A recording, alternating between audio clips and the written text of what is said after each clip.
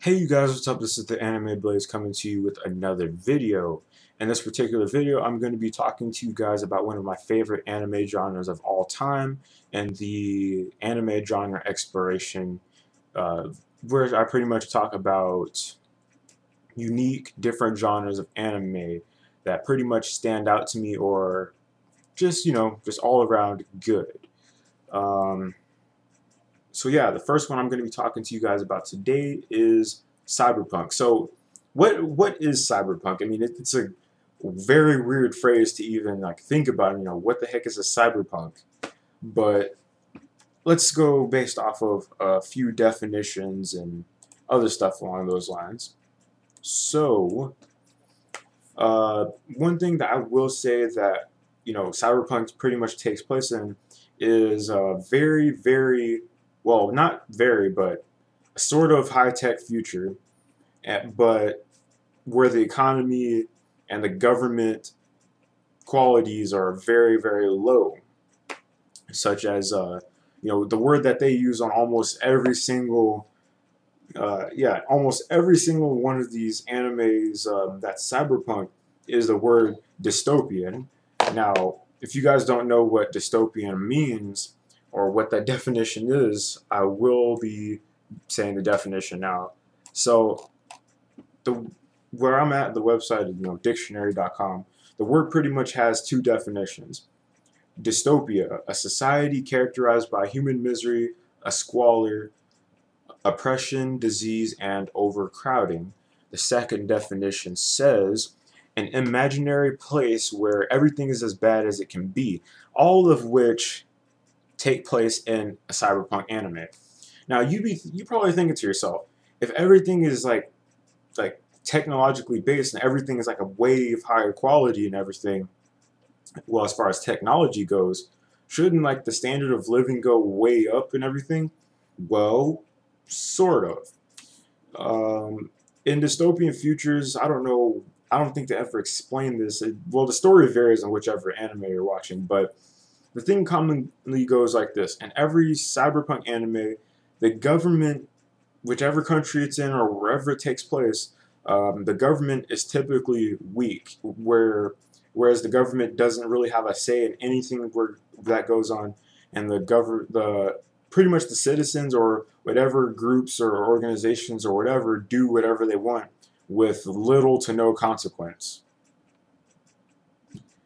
Uh, it's sort of realistic on a scale, I guess. I mean, I'm thinking maybe since cyberpunk has to deal with sometimes maybe cyborgs and stuff like that, maybe with a whole new range of people getting cyberized. I'm thinking Ghost in the Shell here, by the way, as with people getting cyberized and all these technological advancements people are doing to themselves and everything, that the government isn't really ready to handle anything of that high, that kind of danger or anything like that. They weren't ready for it. So pretty much throughout any cyberpunk anime, the government is stumbling and fumbling, trying to get themselves together with any and every situation that takes place. And they're weak. The economy is low. The only people that actually have any authority are a few political figures, but the ones that mostly have the most power are the organizations, companies, and illegal organizations. So those are the ones that mainly have the power. Wherever the money is, they're the ones that run the show, not the government, which is kind of, funny in a way. But it's a realistic factor, I guess, if you factor in the whole cyberization and everything.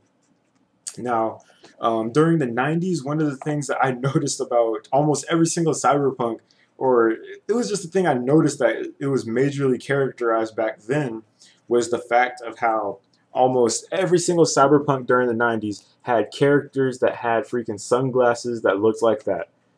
I don't know what it was, but maybe it was just like a fad or something that the creators of different shows back then were going through. I don't know. But I just found that to be interesting. I thought you guys would want to know.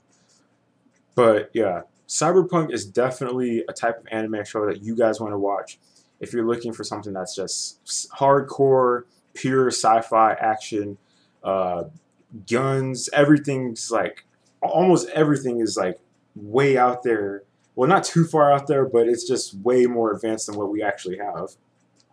Um, I mean, I don't know how much more I should say. Um, Besides, I mean, maybe the fact of how cyberpunks are almost, they're not too far into the future, such as, I mean, Ghost in the Shell takes place in the years 2030 and I think maybe 2035, so not too far into the future. Not too far into the future. So I mean, you can expect there to be advancements in technology, but you won't expect it to be too far fetched to where you won't be able to recognize anything. I mean, you'll still be able to recognize it, but there'll just be a few modifications and everything. And one more thing that I always liked about Cyberpunk was the fact of how everything is realistic. It's not far fetched as to where nothing makes sense. It's all, well, Ghost in the Shell wise. Um, Maybe a few other anime do this, but the technology is based off of the stuff we have now. I mean, there'll probably be a few extra things they throw in that maybe we've never seen before or something, but other than that, everything is based off of what we have now. So you don't really expect too many surprises.